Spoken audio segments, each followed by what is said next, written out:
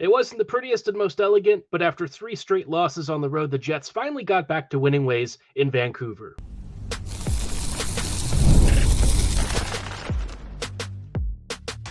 Your Locked On Jets, your daily podcast on the Winnipeg Jets, part of the Locked On Podcast Network, your team every day.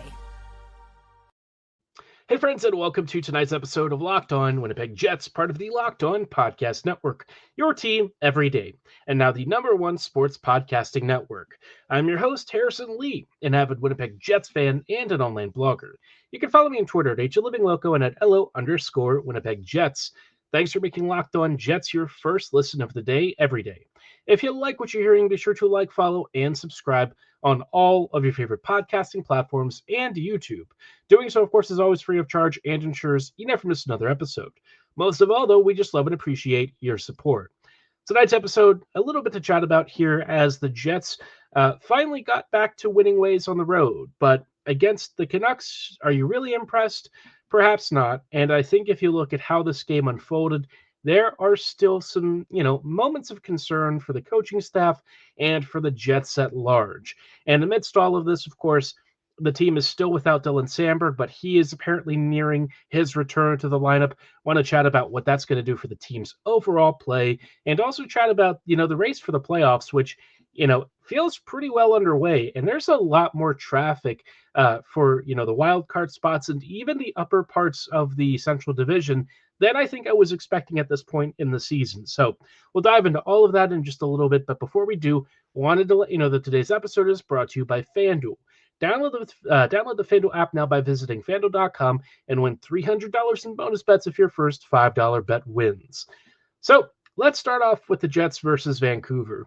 The Canucks, let's just get it right out of the way to start. They are not a very good team.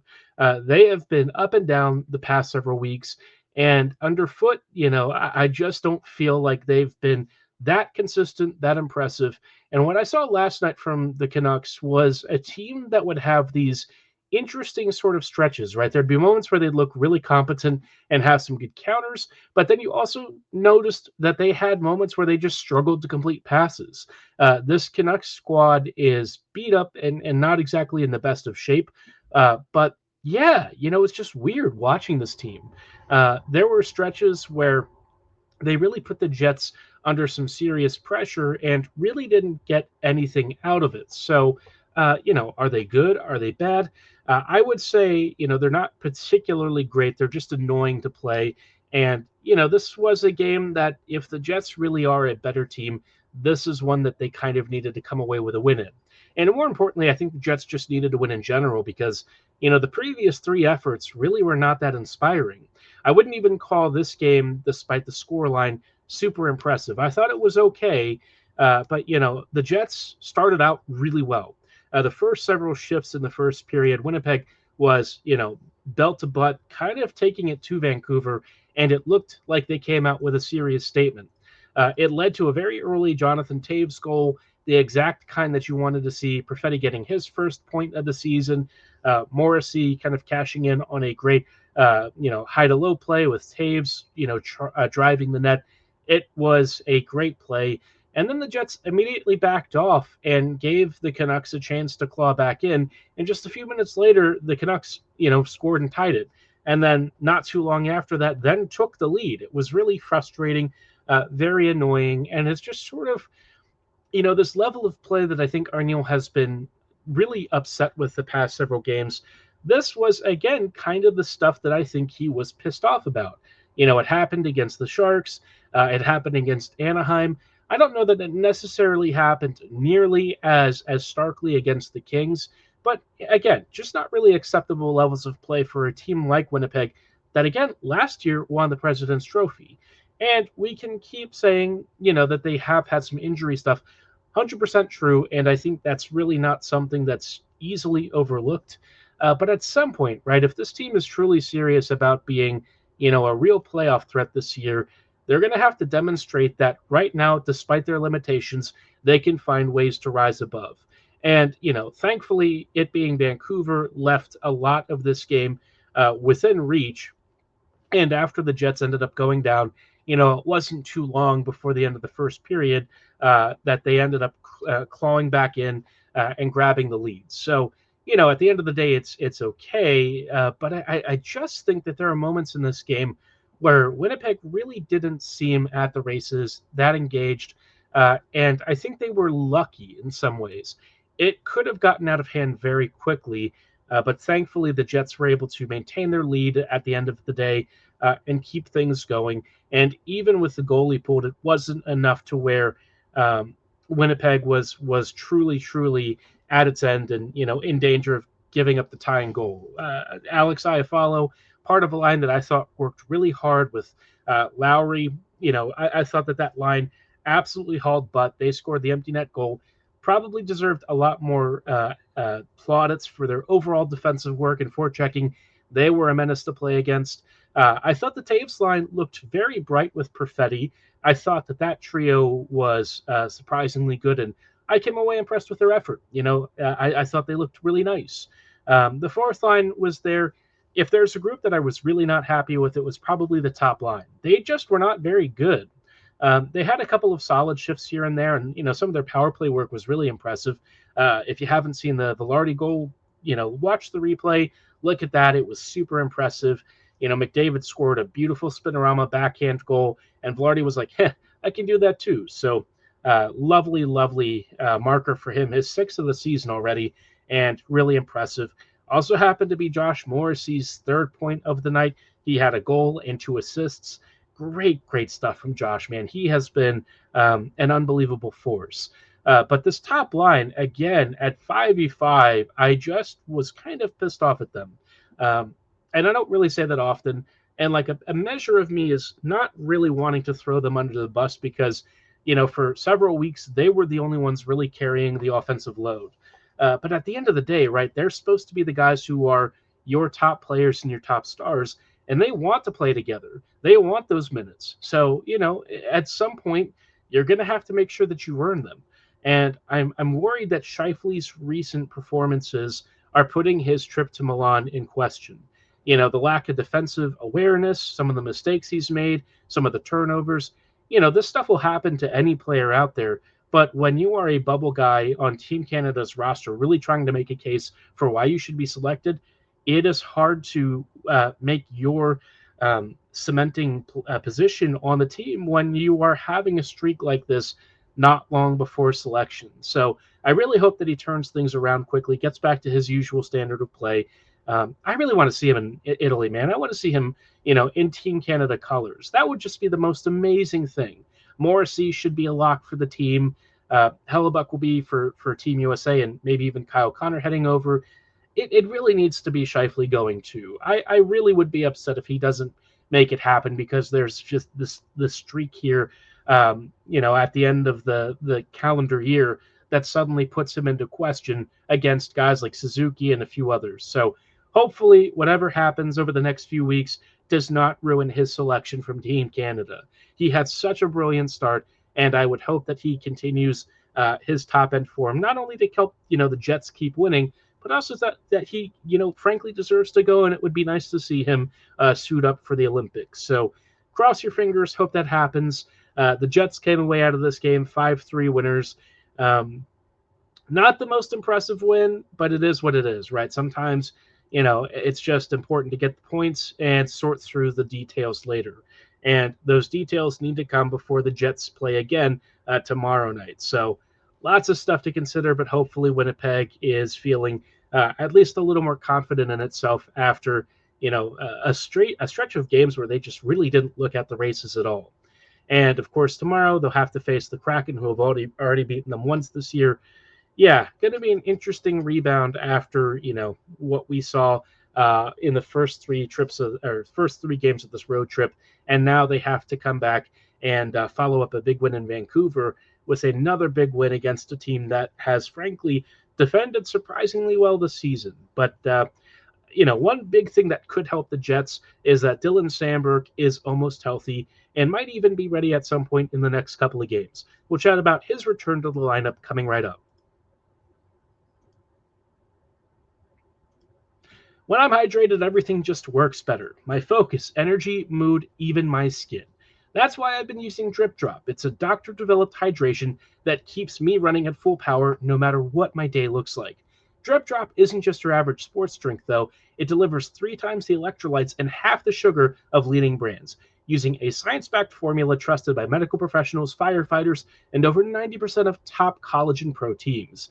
As somebody who really likes to lift a lot of weight, this is a great way for me to stay hydrated so I don't pass out. And DripDrop is there with some great flavors. They've got tons of choices. And you know what? It's really low in sugar, low in calories, and still delivers hard-hitting hydration when I need it most. It's non-negotiable for me to stay hydrated, and DripDrop helps me feel sharper and ready to meet the moment no matter what. So right now, DripDrop is offering podcast listeners 20% off their first order.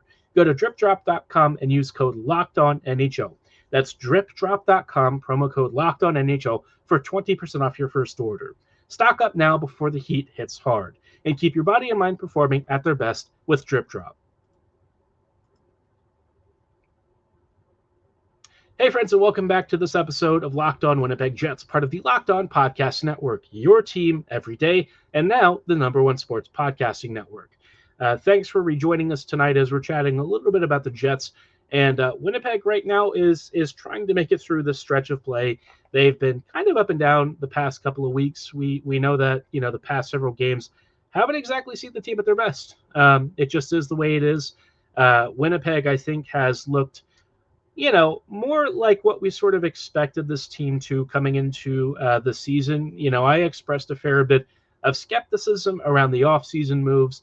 And I think we've seen kind of the good and the bad of what the Jets did when it came to free agency. But, they couldn't really anticipate all of the injuries that they would have. They've been losing guys left and right. It started off with Lowry, Perfetti, and Samberg. Now you've had Barron and Nyquist out for a bit. So, the Jets are just kind of nicked up. We apparently lost Hayden Fleury against the Canucks. He went out for a little bit and never returned. So we even saw Luke Shen with Josh Morrissey, which is just a pairing that I don't think I ever need to see again. But yeah, Winnipeg has kind of been threadbare for a while, and arguably one of their most important skaters in any position is coming back to the team here sometime in the next couple of games. I would think Dylan Samberg is really imminent. I believe he's in a normal practice jersey recently. His return to the lineup really could not be coming at a more critical juncture. The Jets are in a very tenuous position here, third in the division for the Central right now. I'm going to chat in a little bit about, how hard it might be to make the playoffs this year, and especially a decent seed. But Samberg is just by himself one of the most impactful 5v5 skaters the Jets have. And the first key thing that he does is he cements the second pairing and stabilizes Pionk. Pionk by himself has not really had a great run. Whether he's played alongside Logan Stanley or Hayden Fleury, to varying degrees, he has not really been himself. When he's with Samberg, he can kind of cut loose and skate more freely. He doesn't overthink things as much. He doesn't try to do everything himself. He's just allowed to roam and sort of be more of an offensively minded threat, while Samberg can do a lot of the transition work and clean up the details.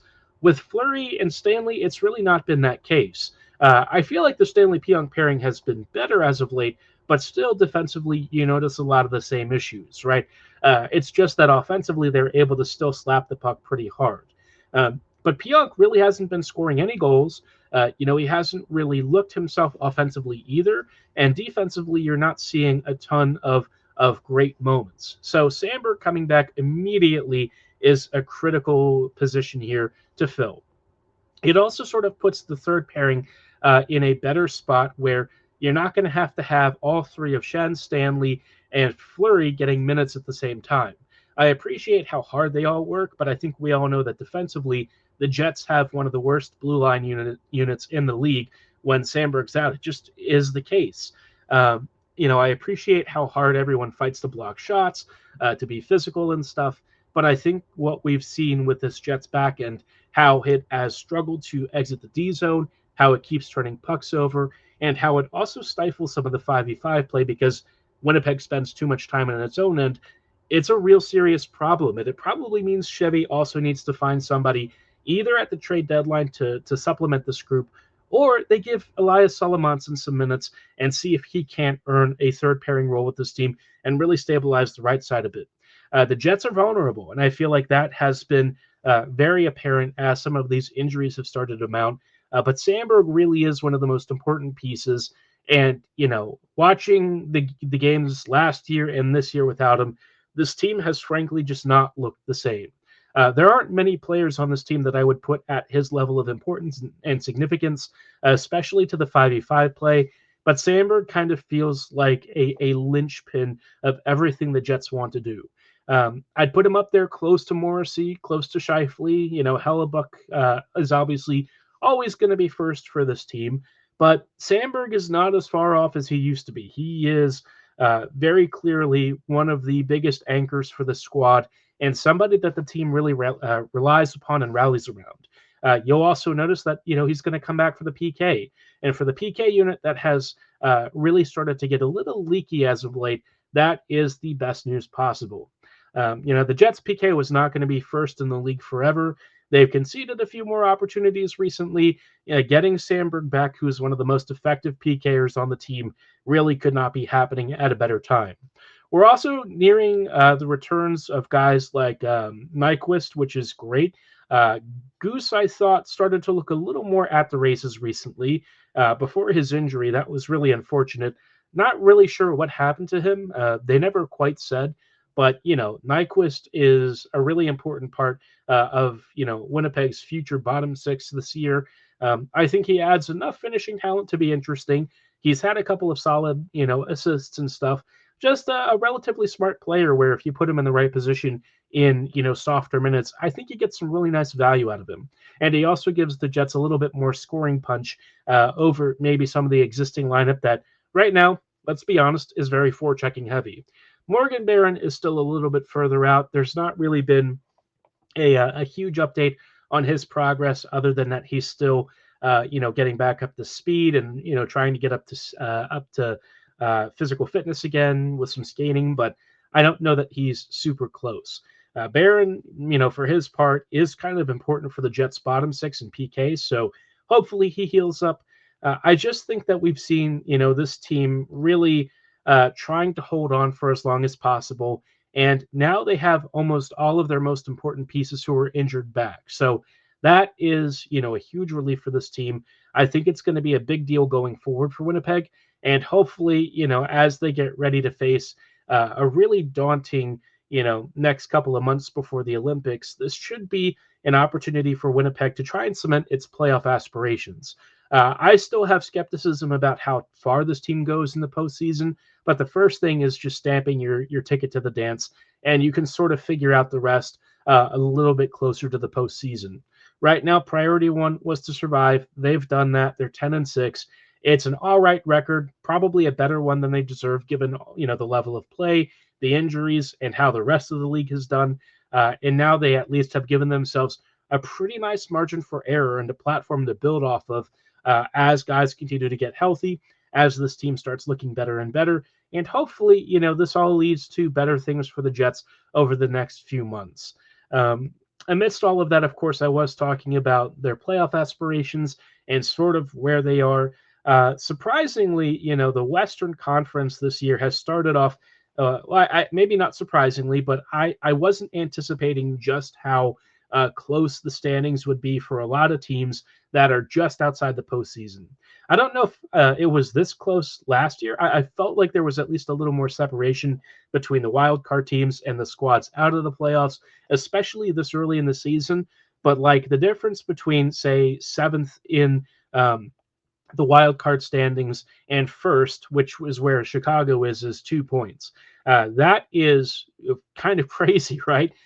Teams are not really pulling away from each other. It does feel like there's a fair degree of parity. It doesn't necessarily benefit the Jets to be this condensed. I will say for now that Winnipeg is still in a good spot, but it is tenuous at best. And I want to chat about how the Jets really need to fortify their position in standing and ultimately improve this team ahead of the postseason. This squad is not going to get the job done once the playoffs roll around. But that's where, it's now up to the front office to try and make something happen.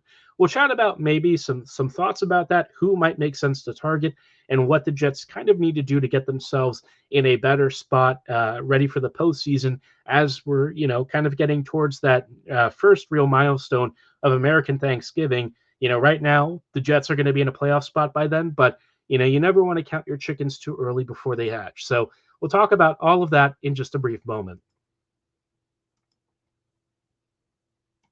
The NBA is back, and there's no better place to get in on the action than FanDuel, the official sports betting partner of the NBA.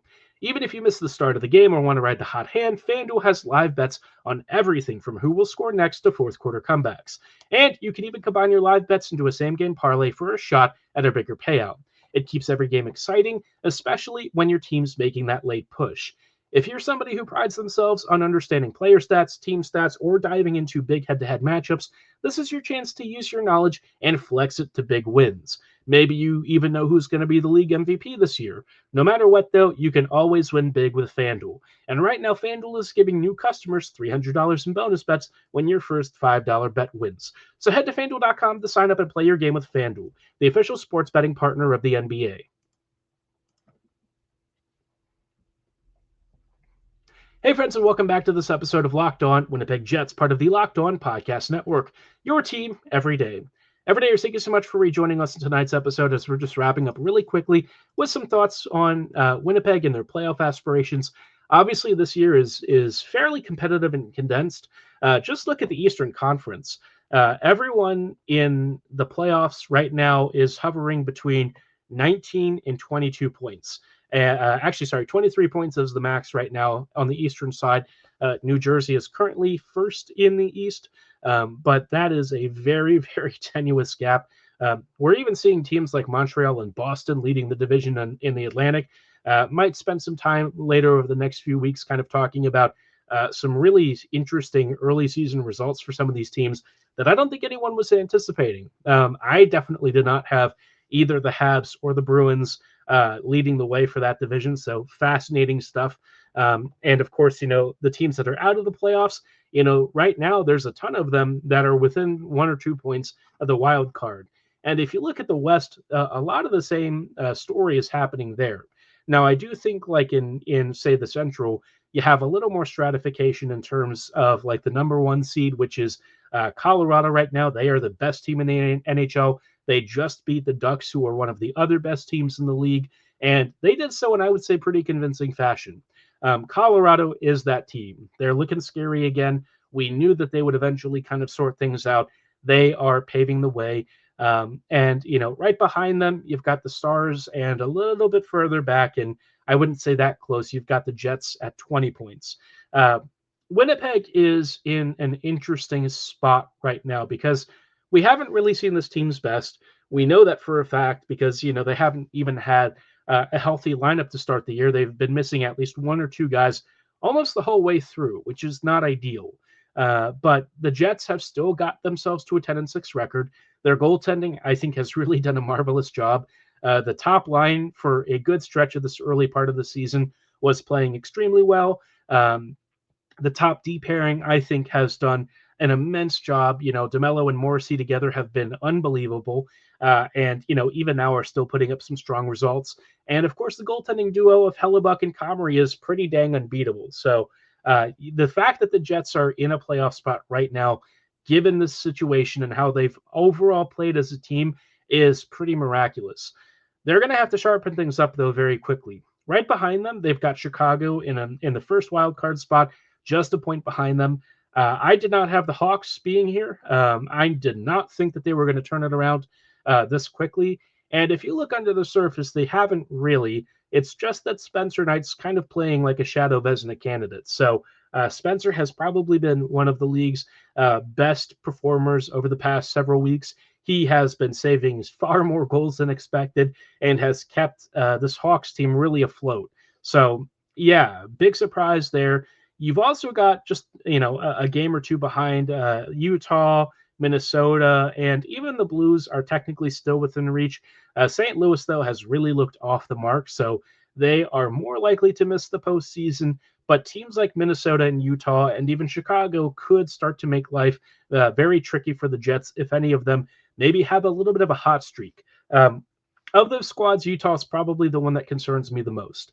They've been a little up and down recently, but this is one of the few teams that I think has genuinely pushed, some of the top squads in the West to the brink.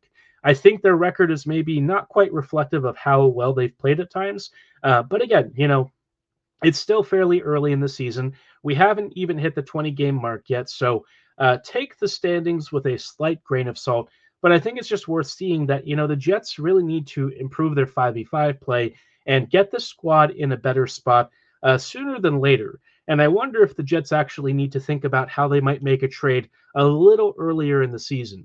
Owen Tippett kind of comes to mind. Tippett is a really skilled winger, a guy who I think would immediately slot into the Jets' middle and top six options on the right side. I think he'd be a huge wing upgrade. He's had like 45, 50 points the past couple of years. This year, he's starting to fall out of favor with the Flyers. Tocchet doesn't like him. The Philadelphia org has been rumored to be not super connected and enamored with him. So if he starts to become more and more available, I think the Jets should absolutely be in on him. If it's a center you're wanting, well, you have a very limited selection, and they're all going to be overpriced. But if the Jets really want to swing, Pavel Zacha is probably one of your better picks. The thing with Zacha is that I kind of look at him in a little bit of an Adam Lowry light. It's just that he's been able to finish more opportunities. I like Zacha as like a really solid middle six center, but I feel like the price tag on him is going to put him in like a first line territory. And all these teams that want center depth are going to be paying out the wazoo. Probably not the route to go. So I think if Winnipeg shops for like a higher end scoring wing, somebody who's, maybe closer to prime age this time and has some term, that's the way to go. The Jets could use that help. I think their center depth is okay. Scheifele, Lowry, Taves, Barron, whoever, that's probably good enough for this year. But your wing depth is where you're really lacking some scoring punch, and wings tend to be cheaper. It just is the case, right? Everyone's, whether fairly or unfairly, overvalue centers. They'll pay out the nose for them. So maybe it's time for the Jets to get faster and more skilled along the flanks, where frankly they just need help anyways. They probably need 2 to 3 major acquisitions, one wing, maybe another center, and probably another defender. So a big shopping list for the Jets. It's not going to be inexpensive. I don't know that they have the assets to make all of these deals happen, but look for the guys who might be a little out of favor, but still have a ton of skill and potential to thrive on a more supportive team. So a lot of stuff for the Jets to consider. It's very early to be talking about trades, but just looking at how close the standings are, how little margin for error there might be, the Jets may need to be a little more aggressive this year than they've been in the past. That'll ask Chevy to do some things he hasn't done before, but there's a real mandate to try and win a cup here, and it is the 3-year window. So you have to think about all possibilities being on the table. But, before then, the Jets still have lots of work to do. We'll chat about the Jets ahead of their Kraken game. Think about any lineup changes, things I might want to see. This will be recorded before they go to practice. It being another 10 p.m. start's always a little bit rough on all of us, but hopefully, the Jets find a way to come through with the win. And I'll chat about that game and sort of the outcome on Friday's episode. But for tonight's show, that's going to be all the time that we have. Thanks so much for listening. Have a great night. And as always, go Jets go.